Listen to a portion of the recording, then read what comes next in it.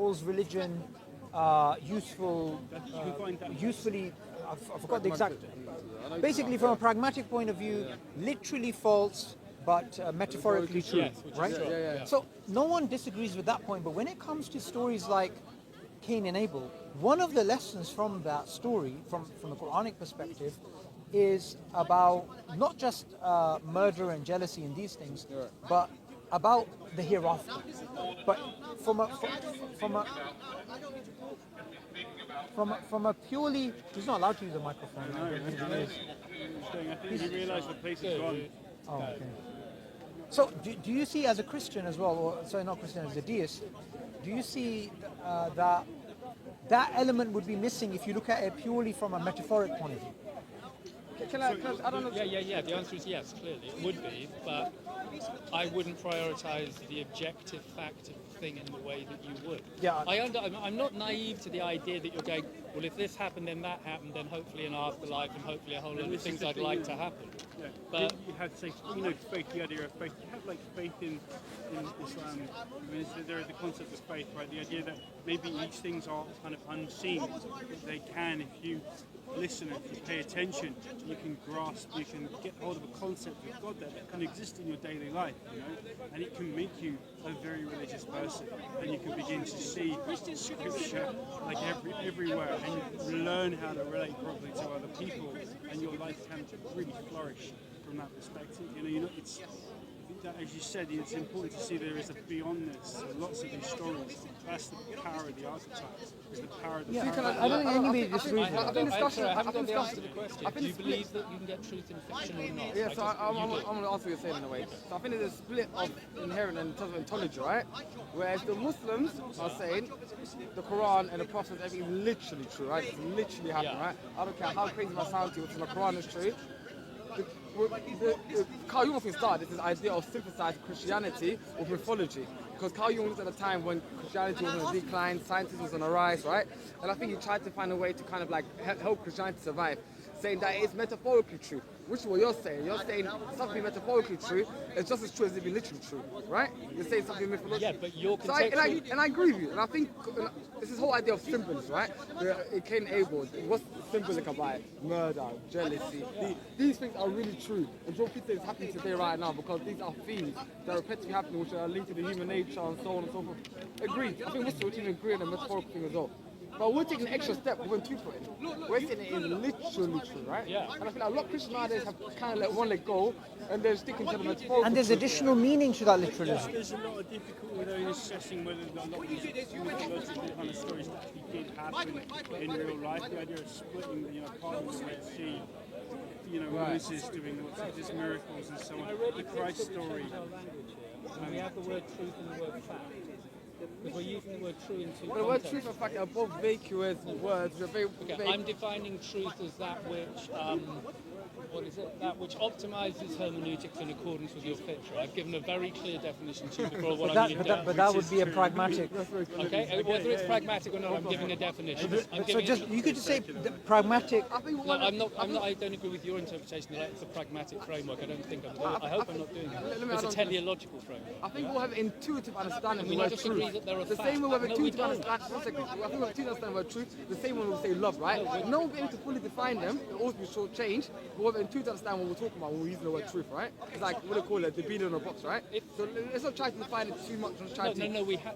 Okay, I see what you're saying, but... Okay, we can't go anywhere. If it's true, and you've agreed that truth can exist, if it's true, you see the problem. But I said If already. it's the case that truth can exist in If it's a fiction, fact, thank you. If it's a fact There's two that types of truth facts. can exist in fiction, then it follows that not all truths exist within the world of fact. You need to disregard the word fact. You need to disregard the word fact because you say fact is something that's verifiable independently, right? So that's only referred to literally true things, right?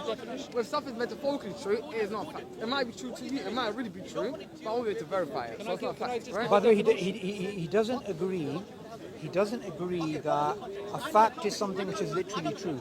He takes the view that facts and truths are two different things, and when something has value, you call it true. Yeah, I'm saying that there's a fact value axis. Are you aware of this way of looking at this? Fact value, right?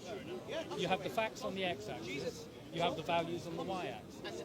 The x-axis is irrefutable. It's definitely factually the case, but it has no teleology. It has no meaning until it's evaluated. What consciousness, God, whatever, brings to the table is an evaluation of dead facts. So, and Nietzsche was totally attuned to this. He says it about coins. He says facts are like coins which have lost the imprint of their symbol. Yeah, and now they're just base metal. Well, another way of thinking about it is a naturalistic fallacy. Facts don't give you values. These are two different. With Hume. It's Hume's fact value thing. Yeah? So when Hume talks about the fact value dichotomy in Hume's theology, a lot of people seem to accept that now. I think not. I think that you possibly can. The two are connected intrinsically because they're both cross-referencing the same primary a priori reality. You need facts and you need values. What we're experiencing right now is an interface of those two things. That's what reality is. And reality is a priori to facts or values. Okay? That kind Say of that last framework. part again. Okay. Reality is exactly what's happening now. Now is reality. Reality is a priori to Facts or values. We're adding the values. The value of the temperature right now to me as a human being is very different than to another person. So the values have to be evaluated by each individual. That it doesn't mean they're subjective and wishy-washy because each individual also has an empirical nature, an objective nature, which will determine how they react to it. So although they're happening subjectively and phenomenologically for each of us individually, it doesn't mean they're groundless or wishy-washy. They're not. You are also an object with a nature. You're interacting with objects with a nature. and that's real for you. Yeah, and the way you do it's totally real for you, and there are limits on how you can do it. You can't just choose to suddenly be a giraffe. You can't just suddenly choose to see in infrared. You've been born in a finite limitation, and there is an optimum way for you to interpret the objective reality around you. And religion aims you towards doing that optimally. That's the point of religion.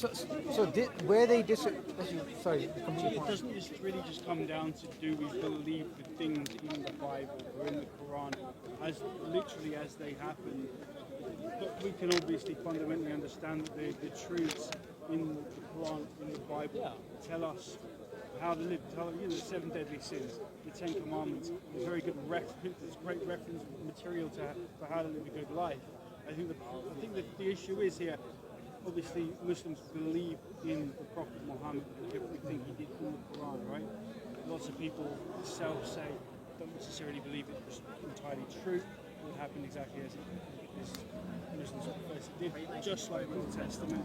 It's the same thing. Do we believe in these stories that are mythological, kind of hard to believe if you live today now with a lot of the understanding of science? I disagree with that last part though. If somebody comes from a paradigm of theism, it's not hard to believe in miracles. Miracles are just as remarkable as a leaf dropping from a tree. Because we just don't see them today. We would say we see miracles all the time. Sure. So it depends how you define the word miracle. So there's certain miracles like the parting of the sea. That we don't see.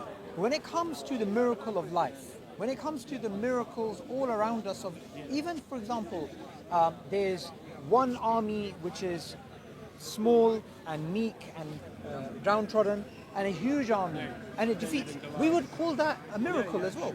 So, I definitely would. I think, with respect, you're using a lot of rhetoric here on miracles. A miracle would be something which it would assume there are default laws of physics, and a miracle would be something which but a default law of physics. So the default law of physics is if you stand on water, you sink. So if somebody does something which contradicts the default, I'm not saying whether they can or they can't, but can we agree that if somebody walks on water, we would say that constituted a miracle? Whereas falling from a tree may be poetically testimony. No, but look, your definition of miracle is a violation of the laws of nature. So you would say there's laws of nature when there's a violation. I'm saying default laws of nature. That's which fine. Means God could intervene, maybe God could intervene. You could call it default, you could call it uniform, whatever it is, laws of nature. And there's a violation, a very Humean definition. I don't accept that definition. That's not the Quranic definition either. I think So we, as Muslims, we brought in the idea that. Do you understand that your definition that you have is a very Humean one?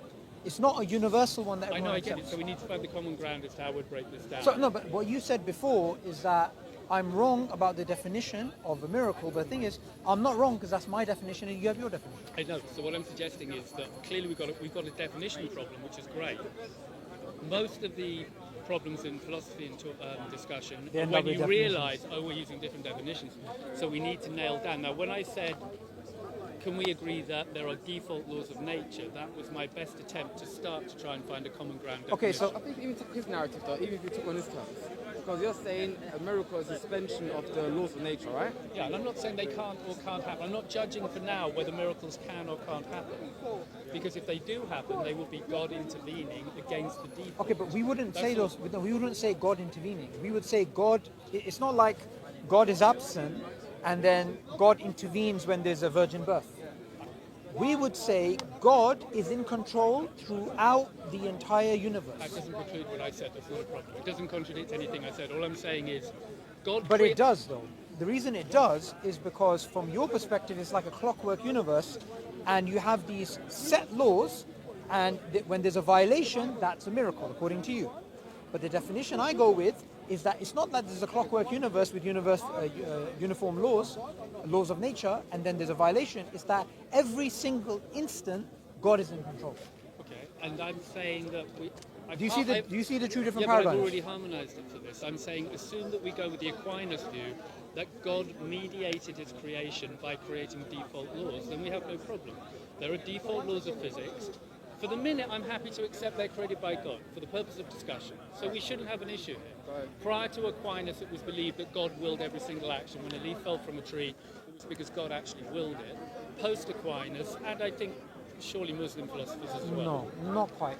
Okay, well, There's lots of differences of opinion on this. I can't say they all have the same opinion, but God's continuously involved in the creation yeah, of the universe. the view I hold is that God is continuously involved in every moment. Of I'm not existence. saying he isn't necessarily the sustainer of the entire operation. No, but I understand. just You're saying he set a system, Yeah, he sets and a when system. the system, when he decides to tinker with the system, Yeah. you would call that a miracle. I wouldn't say that. I would say God is in control. Well, we both agree A that to Z. for the moment, we both agree that God creates There's a some system. absolute madness happening. Yeah? You agree that God creates a system because you think God creates everything, yeah? You believe in the principle of self-consistency, and we can easily observe there is a system. There are certainly laws of physics, yeah?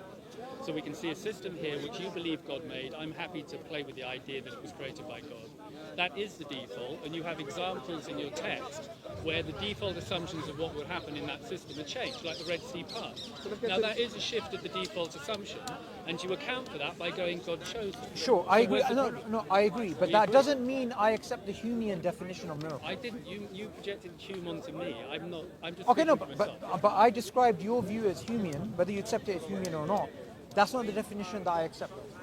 And I'm not clear where are I we have to go in different. just a sec, guys. Sorry. I think it's been a really cool conversation. I just say, like, the kind of, as I see it, the more mystical kind of think that exists in so many religious books and so on across the world. Like, of course, people are going to believe this stuff if there was more evidence for a lot of this stuff. Say a lot of atheists would believe the same thing. Like, it's not bad, but they it's just, it comes down to, I think, again, getting back to Peterson, what can these books tell us? Is there something that exists in that archetypal frame, the idea of doing good, of the understanding, our conception of good and bad now having been evolved significantly enough so that we can build all. Can I explain to you why that's not enough? I agree with the archetype. I know exactly what you're saying, whether it's Ganesh or Harry Potter or any. Today, we could come up with some really good stories and say, okay, these are happening right now. These are the new archetypes. Yeah. Human behavior, So human behavior is governed by pain and pleasure. Yeah. And human beings who do not believe in a hereafter, who do not believe there are consequences which involve pain and pleasure in the future, they're less likely to act in a moral way, despite all of the archetypes that are around them.